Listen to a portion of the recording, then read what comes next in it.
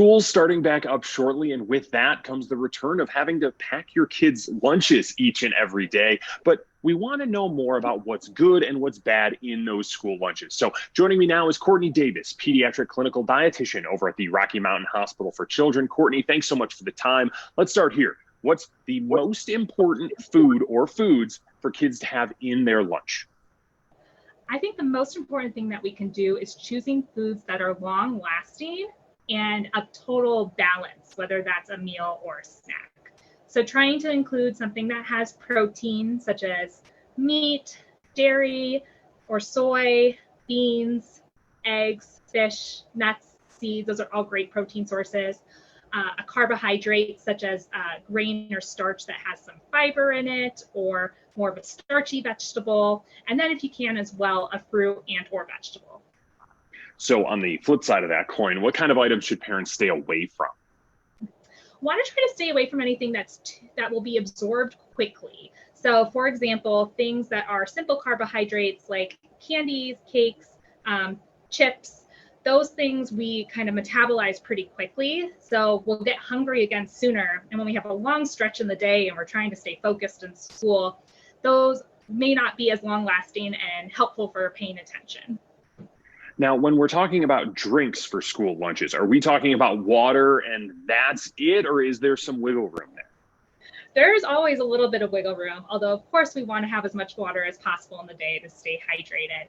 Other great things that we can try are seltzer waters, having maybe some watered down juice.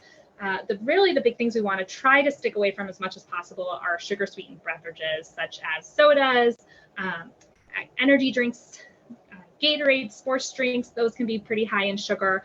And same thing with when we talk about those simple sugars for foods, those tend to be metabolized pretty quickly, and then we kind of can crash later on. Now, when we're comparing bringing that brown bag lunch or box lunch from home versus just buying the school lunch, how nutritious are school lunches, and is it better for mom and dad to simply pack their kids' lunch? Yeah, I think it's totally based on family preference, but school lunches do have to meet certain USDA guidelines. So they are nutritious. Most schools can have salad bars, fruit bars, so there's always healthy options. At least half of those foods need to be whole grain, which are those foods that are going to help make help last longer and keep us feeling full and focused. So school lunches are absolutely nutritious. On the flip side, if families want to pack lunches, we can make those foods nutritious as well.